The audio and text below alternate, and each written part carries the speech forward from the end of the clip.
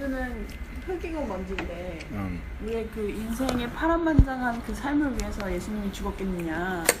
먼지 같은 우리를 위해서. 네, 그래서 그 인생을 꽃길로 만들어 주려고 오신 신이 아니라 그 인생을 오히려 파괴하는 방식으로. 밖에? 좀 약간 너무 센 용어인가?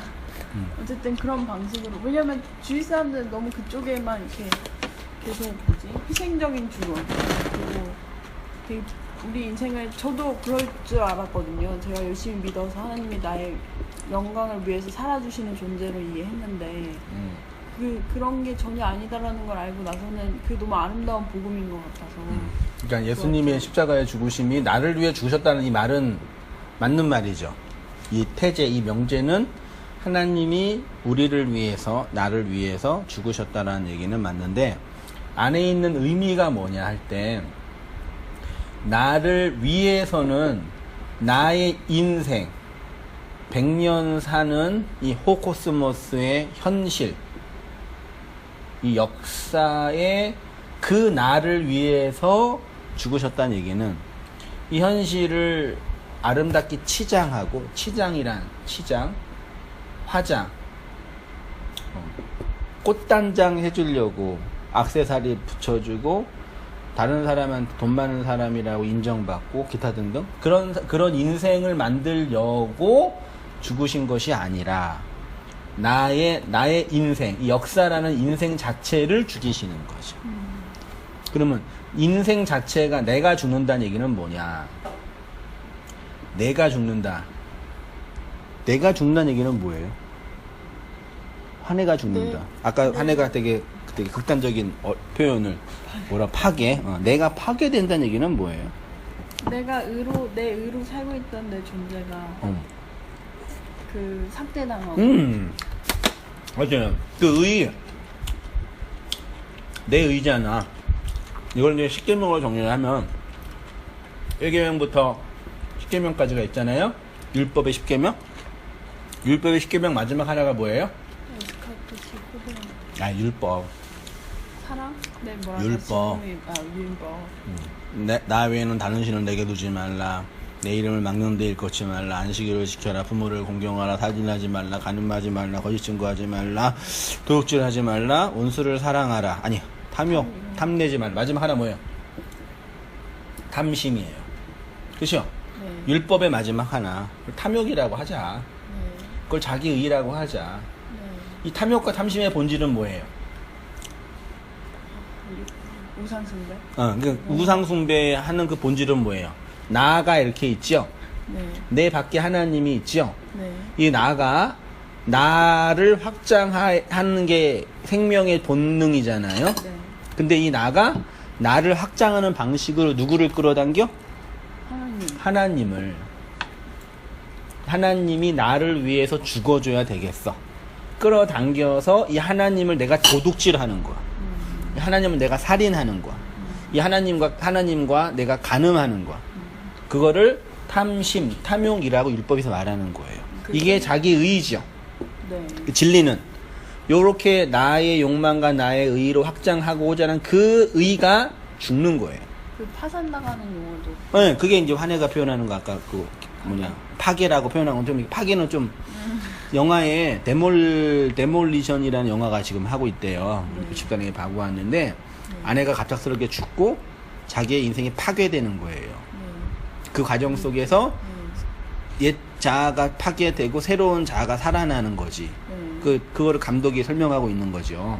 그것처럼 예수님이 나를 위해 죽으셨다는 얘기는 나를 하나님을 내 욕망과 나의 의를 챙기기 위한 그 수단으로 끌어당기며 살아왔는 모든 인생의 그 나가 죽는 거예요. 그거를 이제 그 용어를 이렇게 파괴라 그러면 좀 사람들이 싫어하니까 인생에 쓸만한 용어도 별로 없다. 자기 깨어짐, 자기의 죽음, 기타 등등을 표현하는 목배임을 당하는 거, 자기를 부인하는 거. 성도는 그 나가 죽는 거죠. 그래서 하나님의 이 진리로 말미암는 섬김을 받아서 하나님에 의해서 진리로 말미암는 나가 확장돼 가는 거죠. 그래서 이 라캉의 용어로 우리는 욕구와 욕망, 타자의 욕구와 욕망으로 비교, 우위 이걸로 살고 있는데 예. 이게 하나님의 나의 그게 깨지고 하나님의 요구와 나의 욕구로 변화되는 내용이 그 진리로 확장되어가는 그런 그쵸. 내용으로 그런 식으로 이제 설명한 거죠. 라캉의 철학적 용어를 빌려서 표현하자면. 그게 제일 감동적이었어요? 네, 너무 좋았어요. 옆에 사람들은 막 저도 그렇게 살아왔으니까 그러니까 그런 존재로만 인식하고 살아서 뭔가 이렇게 은혜를 받으면 내가 더 부가 축적되고 이런 삶을 살 것 같다는 생각을 가졌었으니까 그게 내 역사 속에서 이루어지지 않았고 그래서 점점 그 내용이 근데 그게 내가 거기서만 끝나면은 그게 아름다운 복음이 안 되는데 이게 그걸로 인해서 새로운 생명이 영입되니까 그게 아름답다고 느껴지는 거예요. 근데 그 성령은 도대체 뭐라고, 왜냐면 성령이 하는 일이 우리 이렇게 함몰되는 과정을 이끌어가는 존재가 성령인 거잖아요. 근데 그 일반적인 사람들은 성령이 되게 느낌적이고 감각적이고 그쵸. 이런데 감정적인 소비를 할 수 있는 어떤 느낌이나 내 인생에 힘을 줄 수 있는 어떤 신령한 능력이나 네, 이런 식으로 이해하죠. 그런 오해를 풀려면 성령은 영이라는 개념은요 뭐예요? 영은 곧 뭐다? 영이요? 영 몰라요. 영은 곧 말이다. 아, 예수님이 뭘로 오셨어요? 말로 오셨죠. 예수는 하나님이 성육신하신 모습이에요. 네. 그거는 말로 오신 거예요. 그 말씀이라고 하는 거죠. 네. 말씀이 영이네요. 네. 그 우리한테 영이 임한다는 얘기는 뭐가 임한다는 말이 얘기요? 임한다. 그래서 말이 들리는 거예요. 어떤 사람이 이런 얘기가 안 들리잖아. 네. 말이 안 들리는 거잖아. 그러니까 뭐냐면 인간의 존재라는 게 인간에게 영혼이 있어요, 없어요? 있죠. 있어요? 어디에 있어요? 진짜. 자, 그 존재론적으로 볼 때 철학자들이 존재의 피라미드를 얘기해요. 존재의 피라미드. 존재가 이렇게 있으면 가장 아래에 있는 존재를 뭐라 그럴까? 가장 안에 있는 이 우리의 역사 인생 속에 가장 아래에 있는 존재. 개미. 그 전에 광물, 아, 수지 화풍. 얘네들은 생명이 있어요, 없어요? 없어요. 생명 뭐 존재만 있지요. 네. 철학적으로 존재는 하지. 근데 생명이라는 건 없다고 할 수 있고 막 돌을 때리면 돌이 막 죽고 막 돌이 아파하고 그러진 않잖아. 그렇죠. 돌을 막 계속 부술 때 막 생명을 죽인다 안 하잖아. 네. 제일 아래에 있는 하등의 존재예요. 네. 두 번째에 있는 존재가 뭐예요? 식물? 그렇지, 식물. 식물은 존재도 하고 생명이 있죠. 네. 근데 동물과는 좀 다르지. 아, 네. 동물을 죽일 때랑 식물을 죽일 때 좀 느낌이 다르죠. 네. 그리고 채식주의자들이 비난하는 게 어떻게 동물을 죽여서 먹냐인데 그럼 근데도 채소. 그들도 채소를 죽이고 먹거든. 차이가 뭐야? 단지 동물은 좀 이렇게 우리가 이 감정 동물에게 네. 감정이 있죠. 네. 고통을 느끼잖아. 네. 얘는 식물도 고통을 느낀대. 아, 그래요? 근데 이거 우리가 인식을 못 하는 거지. 아, 동식물이 있죠? 네. 그다음 뭐가 있어요? 인간이 있죠? 그래, 인간이 있죠. 네. 그다음 하나님이 하나님과 인간 사이에서 천사라는 개념이 들어가 있어요. 있을 수도 있고 없을 수도 있고 네.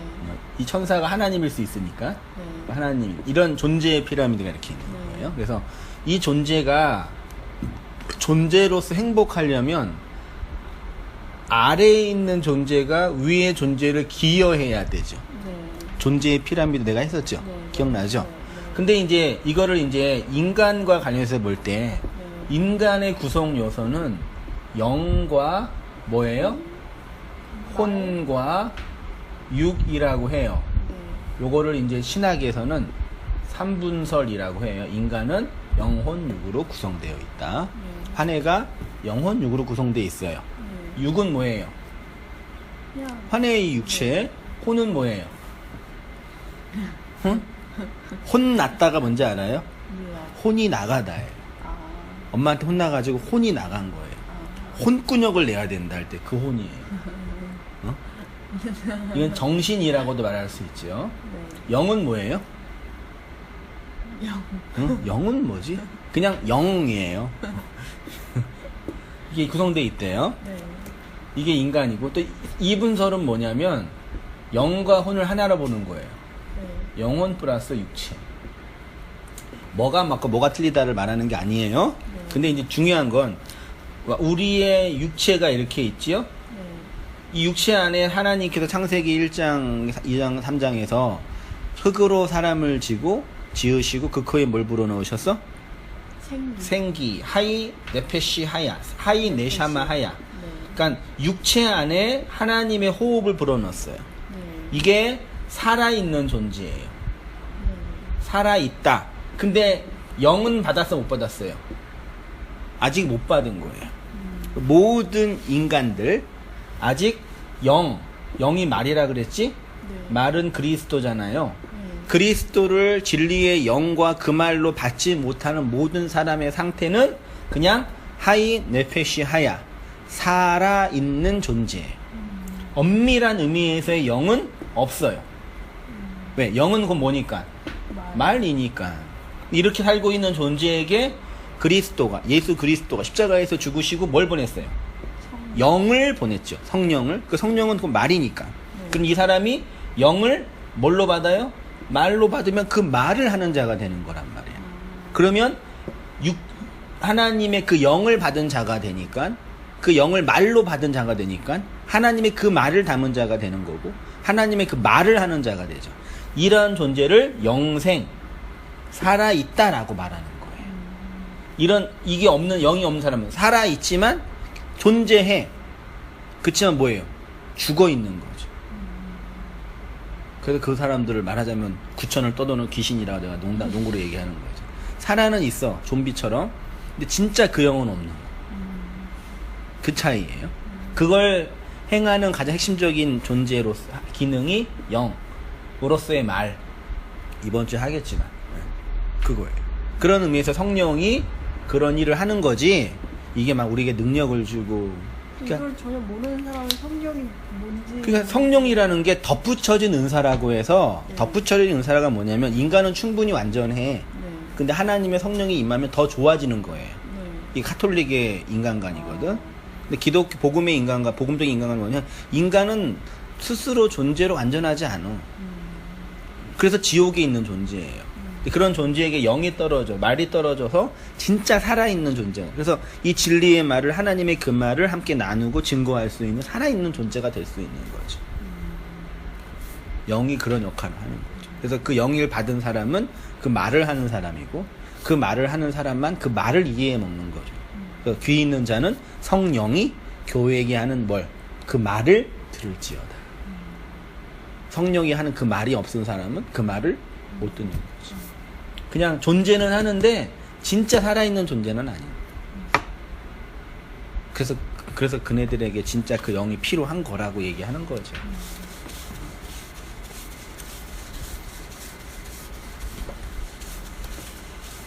성령은 그거예요. 또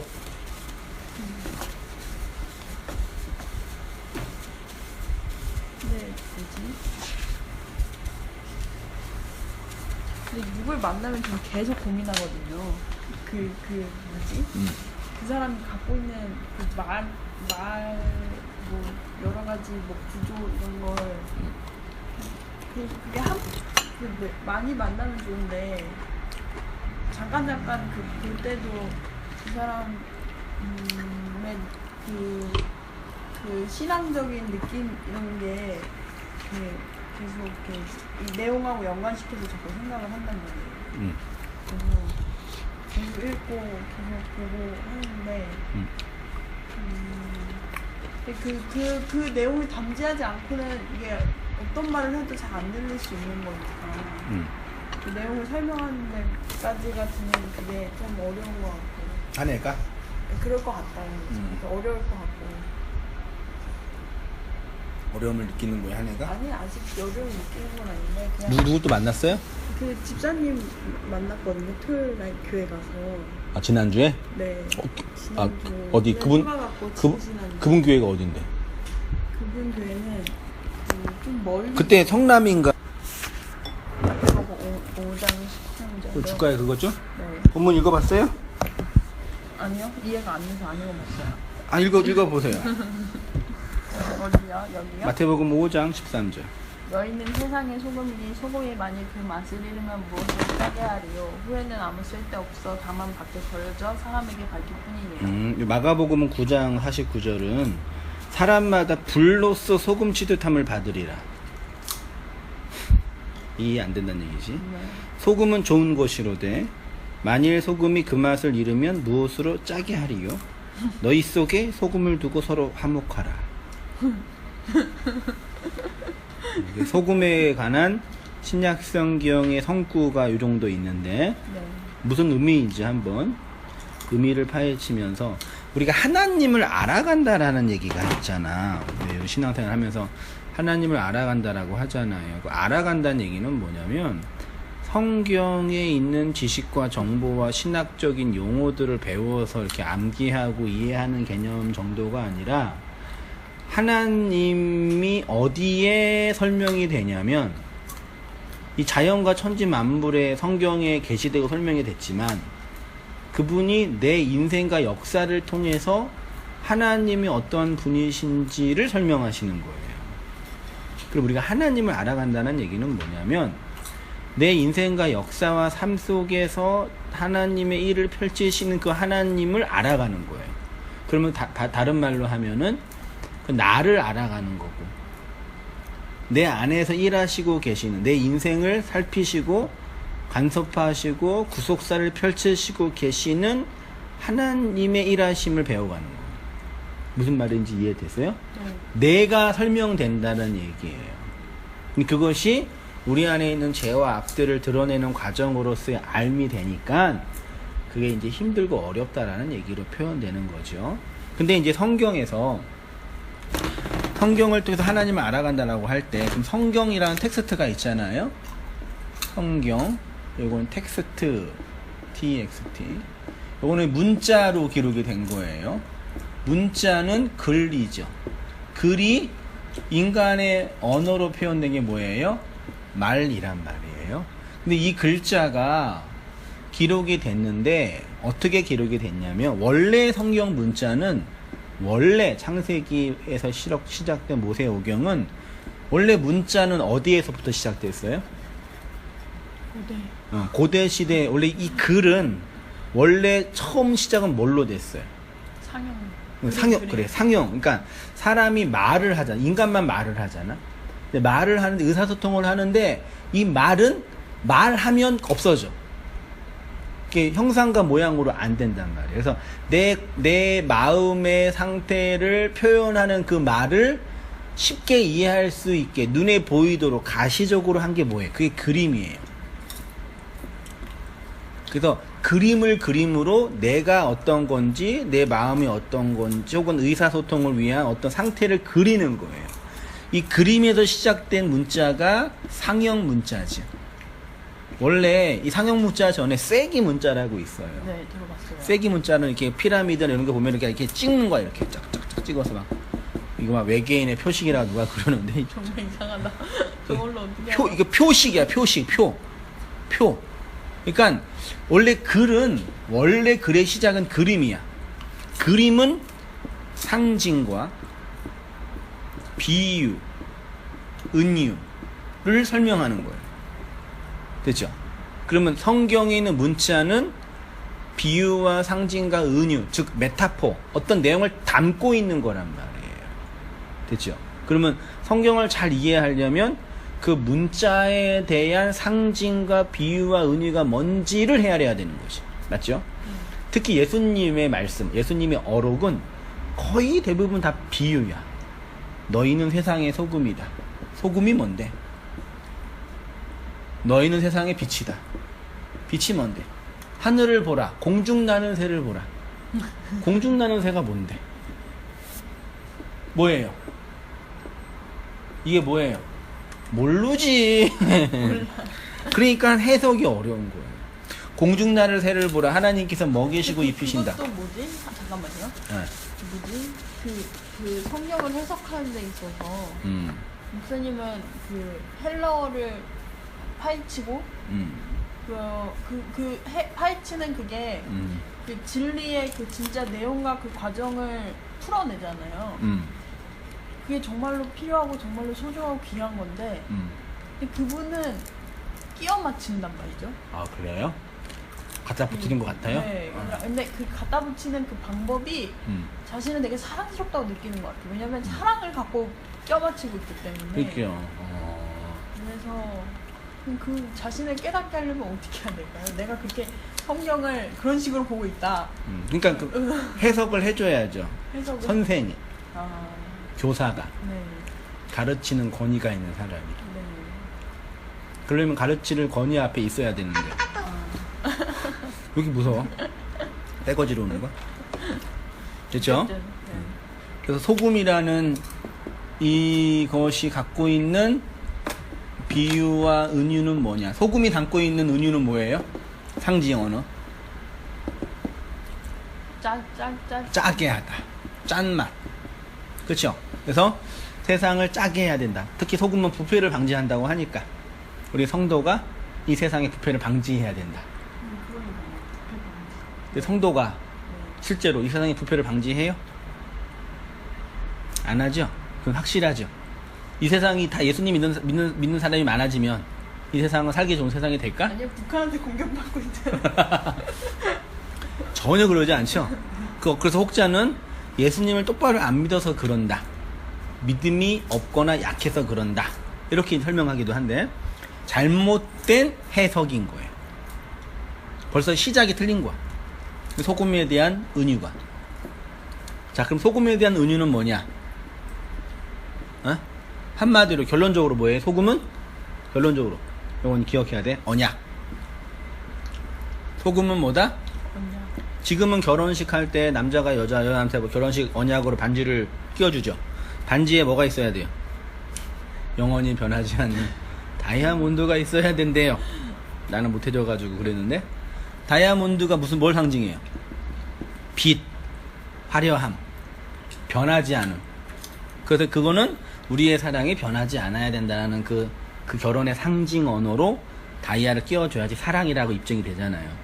그렇죠? 그런 거예요? 소금도 변하지 않아요. 그래서 영원한 언약이에요. 그러면 그 하나님께서 이게 소금이 변하지 않는 물질이기 때문에 사용한 거예요? 그치요. 그 이유로? 오늘날로 사용하면 다이아몬드 사용할 수 있는 거죠. 아. 너희는 세상의 다이아몬드다. 아, 그럼 좋겠다. 그렇게 할 수 있는 거죠. 이 영원한 변하지 않는 것, 언약으로만 한다면 항상 비유는 변해 항상. 옛날에 우리나라 동양권에서는 까마귀는 흉조잖아. 그렇죠. 서양권에서는 까마귀는 길조라고 그러더라고. 이게 달라요, 그 은유가 다. 이거예요. 그러면 언약이다. 그럼 이 언약은 긍정적인 부분과 부정적인 게 있죠. 긍정적인 건 뭐예요? 구원. 부정적인 건 심판. 됐죠? 성경을 살펴볼게요. 잠깐만요. 언약이 구원도 있고 심판도 있어요? 아, 내가 구원할 사람 심판할 한 해가 어떻게 구원받아요? 말. 예수님의 십자가로 심판받아 구원받는 거죠. 네. 됐죠? 아, 심판마다 구원하겠다는 게 언약인 거예요? 자, 어디에 심판의 의미. 본문 보이세요? 네. 창세기 19장 24절 읽어주세요. 여호와께서 하늘 곧 여호와께로부터 유황과 불을 소돔과 고모라에 불같이 내리사 그 성들과 온들과 성에 거주하는 모든 백성과 땅에 난 것을 다 엎어 멸하셨더라. 롯의 아내는 뒤를 돌아봤으므로 속은 기둥이 되었더라. 네, 유황과 불을 누가 보냈어요? 여호와께서. 하나님께서 하늘에 네. 유황과 불을 어디에다? 소돔과 소돔과 고모라는 영적으로 하면 어디예요? 불모지? 애굽. 애굽?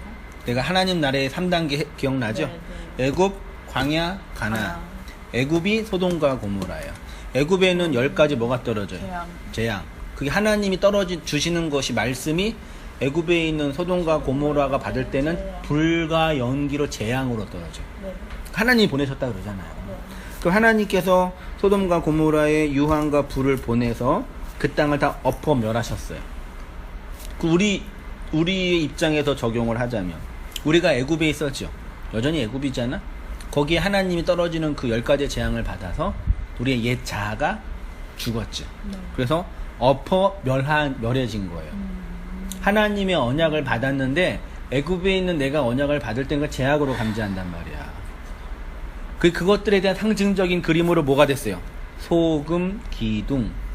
아, 이걸 세웠어요? 소금, 그러니까 롯의 아내라는 아내가 뒤를 돌아보아서 소금 기둥이 된 거예요. 그것도 하나님이 주신 은혜의 그러니까 선물. 이건 기둥의 기둥. 네. 하나님께서 우리의 옛 자아를 죽인 것에 대한 증명, 언약의 상징로 반지가 오른손 이게 껴있으면 야, 이 사람 결혼했구나 하게 되는 것처럼 하나님께서 언약으로 우리에게 다가오셨다.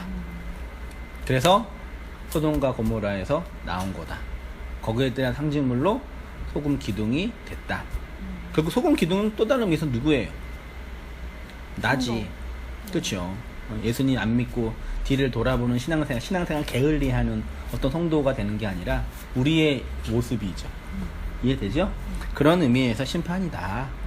자, 그 다음에 에스겔 47장 8절 쭉 읽다 보면은 1페이지 맨 위에 소금 땅이죠. 소금 땅. 소금 땅. 네, 여기요. 소금 땅에 소금이 가득하면 생명이 있어요, 없어요? 없어요. 불모지.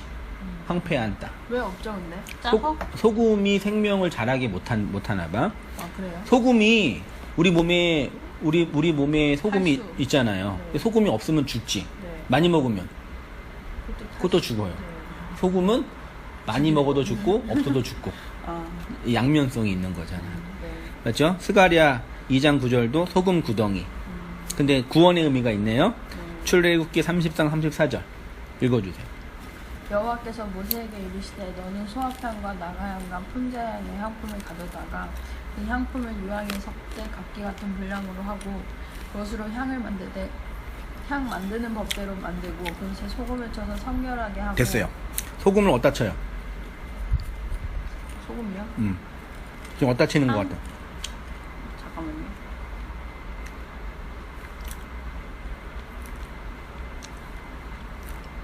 법대에도 하는 거 아니에요? 그러니까 소금은 제물에게 뿌려요. 재물. 하나님께 드려지는 제물에게 소금을 소금을 뿌려요. 쳐요? 고대 시대에서 신에게 제물을 드리잖아. 네. 그때 소금을 뿌리면 신이 맛있게 먹는다라는 그런 생각을 했나 봐요. 그래요. 고대 시대는 소금은 어디다 친다고요? 그 재물. 제물에게. 그러면 우리 몸을 하나님이 기뻐하는 거룩한 산 재물. 제물로 드려야 되죠. 그때 소금을 그럼 쳐야 한 해가 뭐예요? 하나님께 드려지는 재물. 제물이네. 네. 하나님께 드려주려면 하나님이 맛있게 먹으려면 뭘 뿌려야 돼요? 소금. 소금을 뿌려야 돼. 자, 레위기 2장 13절 봐요. 네. 내 모든 소재물에 뭘 뿌려라? 소금. 소금을 치라. 방부제 뿌려라요. 하나님의 무슨 언약이다? 소금. 언약의 소금이다. 네. 소금은 언약이죠. 이 언약을 상징하는 그림으로 민수기 18장 18절에 이거 하나님 읽어주세요. 그 고기는 내게 돌릴지니 흠든 가슴과 오른쪽 옆쪽 다리 같이 내게 돌릴 것이니라. 이스라엘 자손이 여호와께 거제로 드리는 모든 성물은 내가 영영한 음식으로 너와 내 자녀에게 주느니 이는 여호와 앞에 너와 내 후손에게 변하지 않는 소금 언약이다. 하나님께서 이스라엘 백성에게 제사를 드릴 때 그 네. 제사 헌제물이 있잖아요. 원래 헌제물은 다 불 때워서 하나님께 드려야 되거든. 네. 소 한 마리를 드린다 그러면 소 한 마리가 얼마 도대체? 한 100만 원, 500만 원이라고 합시다. 네. 미안해요. 소금이면 저기 뭐야? 미안해요. 소예요. 이 소를 다 하나님께 드린단 말이야. 근데 앞다리와 네. 가슴살은 누구한테 줘요? 이 제사를 드리는 제사장에게 제사장의 월급으로 제사장의 생활비로 앞다리와 가슴살을 주는 거예요. 그게 어떤 의미가 있는 거죠? 제사가 계속 집행이 되려면 네. 제사를 집례해야 할 누가 필요해요? 제사장. 네. 제사장이 없으면 제사를 집례 못 하잖아요. 네. 그럼 하나님께서 제사장에게 먹을 것을 준다는 얘기는 무슨 뜻이에요? 월급. 그치? 그럼 월급을 왜 줘요? 너희들이 월급을 받고 먹고서 살아서 이 제사를 영원히 계속 드릴 수 있게 제도를 만들었다는 얘기잖아요. 무슨 뜻이에요? 내가 너희들에게 항상 영원히 드릴 제사를 주겠다 그 뜻이지. 네. 이해되세요? 네. 그러니까 영원히 드릴 제사를 주겠다. 영원한 제사. 목사님한테도 줘요? 뭐요? 영원. 이거는 구약이고. 아, 그러니까 이거 가지고 이제 제사를 집례하는 성도가 받는 그 사례비를 받는다라고 적용할 할 수도 있지만 굳이 그럴 필요 없어. 왜냐면 난 제사장은 아니지. 네. 나는 복음을 전하는 복음 전도자고 교사지. 네. 제사를 집례하는 사람은 아니야. 그러네요. 그런 의미에서는 앞다리랑 가슴살을 나한테 주면 안 돼. 이해되시죠? 네. 이거는 구약시대 제사제도를 하는 거예요. 나는 복음을 전하는 전도자인데 네. 이 복음을 전하는 일을 하면서 다른 일을 생업을 못하니까 공동체나 아까 말했던 것처럼 아까 그 목사 어디서 한다 그랬죠? 재단? 재단이 공동체예요. 재단에서 공동체에서 돈을 모아서 앞에서 수고하고 리더로 있는 목사한테 생활비와 사례비를 주는 거죠. 이런 개념과 다른 거지. 그러네요. 이걸 또 이용해가지고 또 목사한테 받아야 된다고 또 그런 인간들도 있는데, 그거는 이제 관해석이고, 네. 그러니까 제사 제도를 끊이지 않게 하겠다는 하나님의 의지가 담겨져 있는 거죠. 그 영원한 제사. 근데 제사를 지내지 말라고 하잖아요. 구약에서는, 그 신약에서는 제사를 드리면 안 되지. 왜냐면 예수가 그 제사를 완성했으니까. 이 제사는 예수의 제사를 설명하는 거죠. 구약에서는 그거 설명해 주는 거. 그죠? 그 지금 제사 드리면 안 돼, 그러니까. 소금은 이렇게 하나님의 영원한 언약을 상징하는 것으로 사용되었어요. 됐죠? 네. 하나님의 언약이 한쪽에서는 구원이고, 한쪽에서는 십자가 그거에 강동 두분 말하는 맞아요. 이렇게 팔복의 말씀을 받은 성도가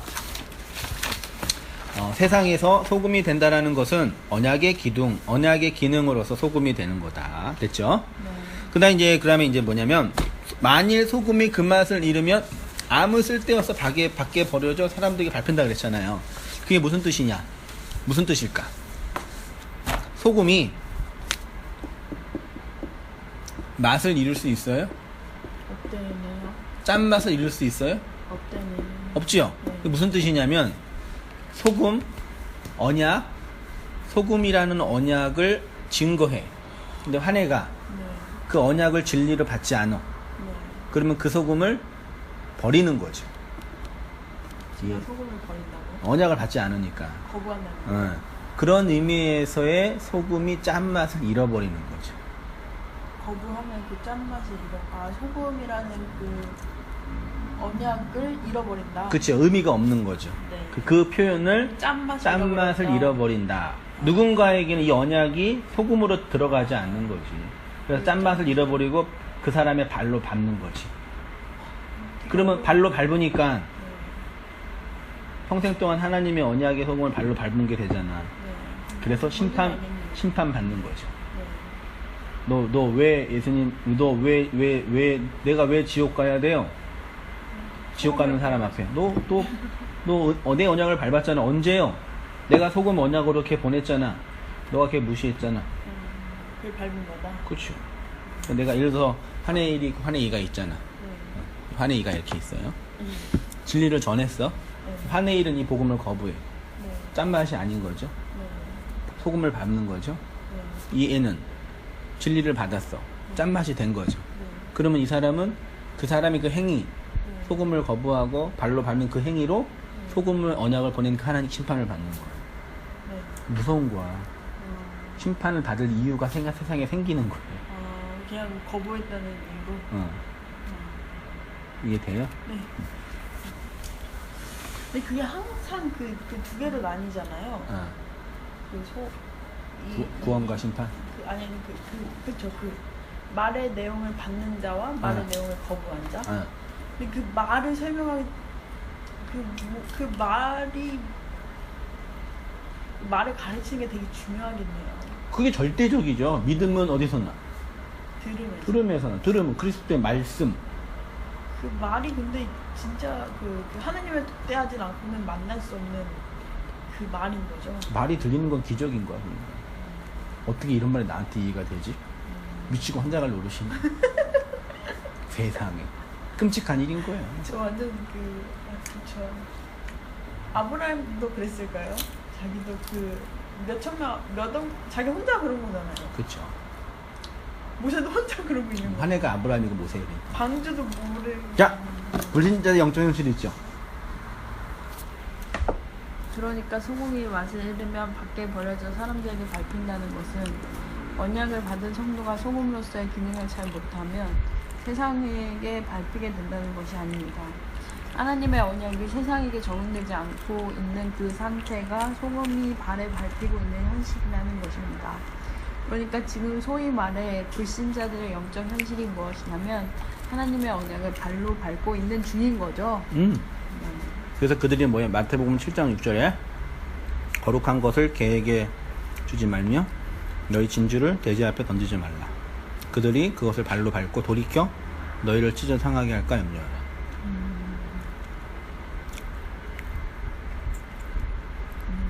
됐어요?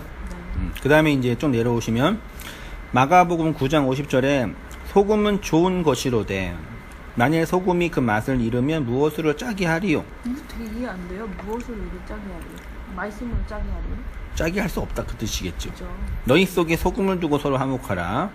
이게 무슨 뜻일까?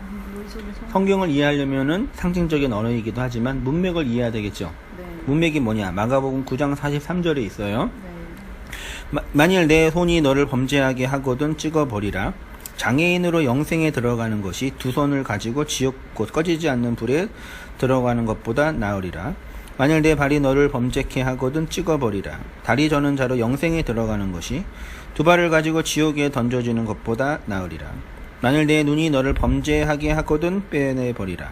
한 눈으로 하나님의 나라에 들어가는 것이 두 눈을 가지고 지옥에 던져지는 것보다 나으리라. 거기에는 구더기도 죽지 않고 불도 꺼지지 아니하느니라. 사람마다 불로써 소금 치듯 함을 받으리라. 가만. 사람마다 불로써 소금치. 네, 불로써. 설명해 줄게요. 소금은 좋은 것이로되 만일 소금이 그 맛을 잃으면 무엇으로 짜게 하리요? 너희 속에 소금을 두고 서로 화목하라. 밑에 한번 읽어주세요. 43절의 영생은 조회라는 단어로 생명을 의미합니다. 그러니까 손에 잘라 불구가 된 자로 생명 안에 거하는 것이 더 정확한 번역입니다. 또한 지옥은 게헨나로 불교에서 말하는 지옥이 아니라 성정제사를 드리고 난 후 동물의 사체나 쓰레기를 버리는 곳을 구약에서 한 놈의 골짜기라고 했는데 그곳을 신약에서는 게헨나라고 번역을 했습니다. 율법주의로 자신을 정당화하는 자들의 가장 부끄러운 현실이 바로 희생제사에 쓰레기가 모인 곳으로 게헨나입니다. 그것을 영적으로 하면 인간의 온갖 더러움과 부패와 악문적 속성이 쓰레기로 모인 곳이라 할 수 있습니다. 그래서 그곳 게헨나를 구더기도 죽지 않고 불도 꺼지지 않는 곳이라고 묘사한 것입니다. 실제로 한 놈의 골짜기에는 항상 동물의 사체가 불에 타기 때문에 검은 연기와 사체가 타는 냄새가 썩는 냄새가 있었고 사체를 먹고 사는 구덩이가 항상 있었습니다. 이것은 성경의 지옥이라고 한 놈의 골짜기 게헨나라고 묘사하는 것입니다. 이해돼요? 근데 이 게헨나 지옥이 그 뭐지? 불교에서 말하는 지옥이 아니라 자 이제 보세요. 희생자사를 드리는데 내가 살고 있는 자 지옥의 개념. 우리가 이해하는 지옥의 개념은 이방 종교나 무당 종교나 불교에서 말하는 팔렬 지옥이죠. 네. 이제 성경에서 말하는 지옥은 뭐냐면 이게 헬라어로 신약 성경에서는 뭐라고요? 게헨나라고 번역이 됐고요. 이걸 구약으로 가면 흰놈의 골짜기예요. 구약이요? 네. 흰놈의 골짜기가 뭐냐? 성전 제사를 성전에서 드리죠. 성전 아래서 물두명 번제단 드리면 성전 제사를 다 드리면 동물의 피를 바치는 거니까 피바다가 되겠지. 맨날 동물 타는 데안 되고 다 성전 제사를 드리면 동물의 사체가 나오죠. 그럼 사체를 어디다 버려요? 쓰레기장에 버려요. 쓰레기장. 이거를 흰놈의 골짜기라고 했어요. 되게 더러운 곳이. 그 동물의 사체가 항상 있고 동물을 태워야 되니까 불이 나고 동물의 사체를 먹고 사는 그 구더기가 있고 거기를 한글 성경에 지옥이라고 번역을 한 거예요. 그러니까 지옥의 개념은 뭐냐면 나중에 죽어서 업보에 따라 가는 곳이 아니라 율법주의, 성전제사, 동물의 피를 바쳐 인간의 자기의를 바쳐서 남는 마지막 쓰레기 그거 있죠? 그게 지옥의 욕망의 쓰레기장. 뭔 말인지 알겠는데 되게 뭐지? 상상 그 인간들이 가는 곳이니까 지금 되게 궁금하거든요. 그래서 그냥 거기에 있게 하고 싶지 않으니까. 그러니까 이게 결국은 뭐냐면 네. 이 세상이 인간의 욕망의 배출구잖아요. 네. 그 우리의 현실이 이거란 얘기예요. 요거이기도 하지만 이거란 말이에요. 자, 대한민국을 겉으로 볼 때는 얼마나 깨끗하고 멋있어. 네. 내가 한번 얘기했었지만 종로 같은 데 나가면 너무 깨끗하고 너무 화려해. 네. 밤만 8시만 되면 쓰레기? 대로변 뒤로 가면은 그 술 마시고 담배 피고 싸우고 담배꽁초에 침에 온갖 더러운 게 난리를 쳐요. 그거는 뭐냐면 하루 동안 자본주의 사회에서 직장 생활한 직장인들의 그 욕망의 쓰레기가 배설하는 곳이라는 거예요. 아, 그렇게 보면 되네요. 그렇죠.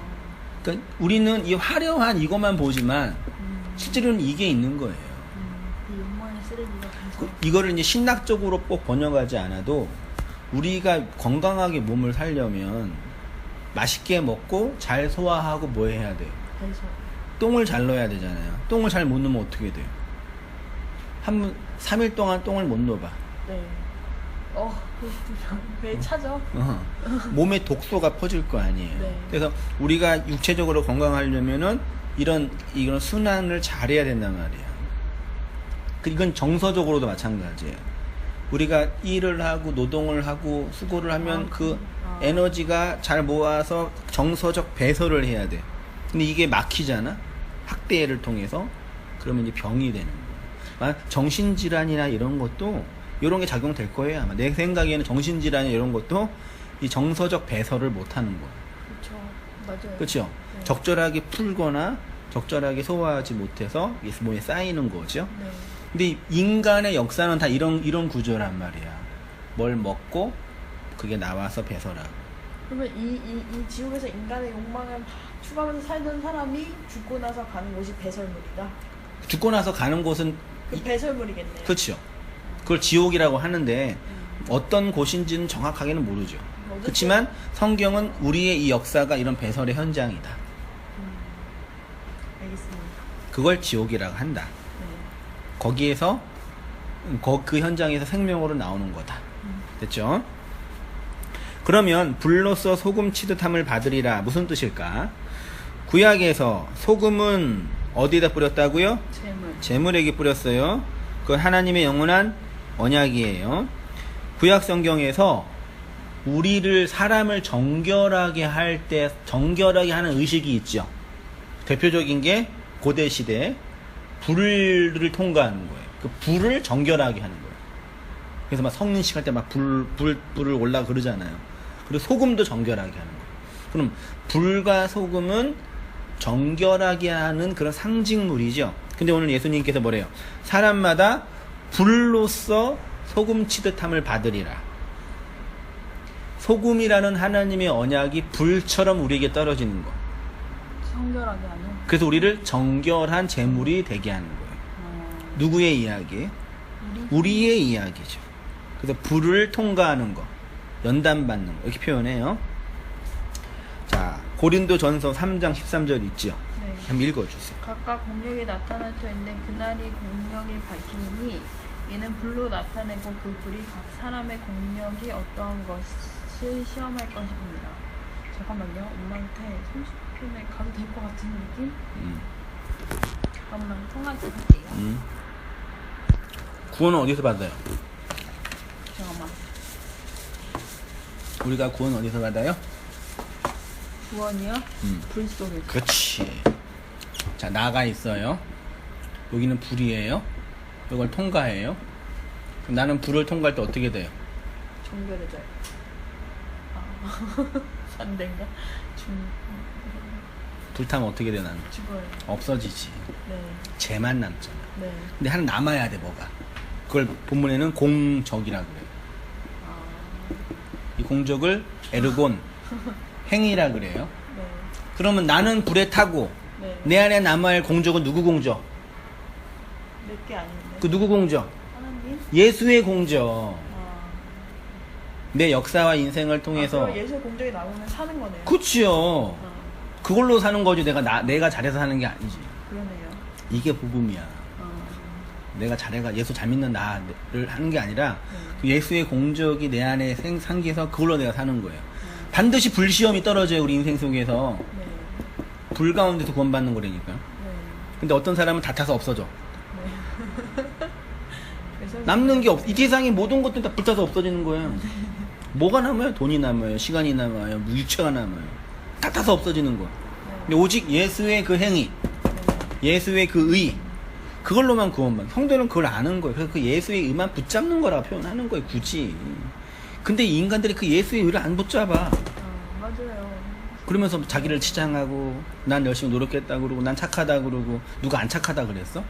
난 애쓴다 그러고 난 예수님 잘 믿는다 그러고 그게 누가 주여 주여 부른다 그러고 누가 뭐래? 남는 건 없다니까. 요것만 붙잡으면 돼요. 하나님. 네. 다른 거 없어. 나머지는 이 세상에 필요한 거니까 열심히 공부도 하고 네. 병도 잘 회복돼서 또 해생활도 하고 그걸로 하나님 뭐라 할 건 아니니까. 됐죠? 네. 쉽잖아. 네. 근데 설명이 이게 어려울까 사람들은. 제기를. 제기를. 성도의 역사의 현실은 하나님의 말씀이 진리로 뿌려지고 선포되는 곳이라 할 수 있어요. 그래서 성도는 불 속에서 구원을 받는다 그래요. 그 불 속에서 타지 않는 유일한 것이 공적으로 남아 있어야 하는데요. 그 공적은 누구의 공적? 예수의 공적. 불은 그렇게 우리의 율법의 역사를 태워 불 가운데서 구원받게 되는 것이고 재물에게 소금이 뿌려져 하나님의 언약을 설명하는 것이니 우리의 인생이 재물이 되어 진리가 불로 소금으로 뿌려지는 거죠. 김치랑 겉절이가 차이가 뭔지 알아요? 있거나 아니거나. 엄마한테 여쭤봐 한번. 싶은 것과 나왔던 거잖아요. 모르는. 응? 김치는 소금으로 절인 거예요. 아 그래요? 겉절이는 소금으로 절여지지 않아. 그래서 겉절이는 먹을 때 배추의 식감과 양념이 분리돼. 네 맞아요. 근데 김치는 배추 속에 간이 들어가 있어요. 네. 그럼 우리 인생에 네. 소금으로 쳐지면 네. 양념이라는 진리를 받을 수가 있는 거예요. 그러네요. 근데 겉절이는 분리되지 않고. 소금간이 소금으로 안 절여졌기 때문에 진리라는 양식이 들어와도 안 배이는 거예요. 아, 괜찮은 얘기죠. 괜찮네요. 그러니까 그런 사람한테 아무리 진리를 얘기해도 소금으로 안 절여졌기 때문에 튕겨나가. 내 몸 따로, 배추잎 따로, 양념 따로야. 잘 찾았네요. 네? 잘 찾으셨네요. 그치요? 네. 그것만 이해하면 돼. 그 소금으로 계속 뿌려지는 거라서 소금에 절절 해가지고 그냥 포싹 망하게 하는 거. 그 말씀이 그 마음속에 들어가요. 잔인하다. 소금을 두고 서로 화목하라는 뭐예요? 여기서 서로는 누구예요? 하나님이 우리를 소금을 뿌리죠. 네. 그럼 하나님이 나를 저리로 오시네요. 네. 그 하나님과 화목해야죠. 그러니 아 그러네요. 절여지길 바라는 거네요. 잘 절여지. 나를 제물 삼으시는 그 하나님과 화목해야지. 아, 무슨 다른 사람과 화목하라고 애쓰러요. 어차피 인간은 자기가 거기 좋아하는 무슨 그 뭐지? 어제 거기 토요일 날 갔는데도 그 얘기만 하고 있던데. 착하게 지내자, 착하게 하자. 인간 할 때 그럴 수 없어요. 교회 전도자. 자기 욕망과 그 선악 구조나 이익 구조에 따라서 나한테 이익을 주는 사람은 선한 사람이고 네. 나한테 이익을 뺏어가는 사람은 악한 사람이지. 그런 거 아니에요. 사람과 화목하게 하지. 여기서 말하는 서로는 다른 사람이 아니라 하나님과 나. 그렇죠. 그래서 소금을 두고 서로 화목해. 하나님이 나를 소금 언약으로 절이시니까 불 가운데 지나게 하시니까 그 하나님과 화목하며 살아라. 그게 소금 언약이에요. 네. 이해됐죠? 네.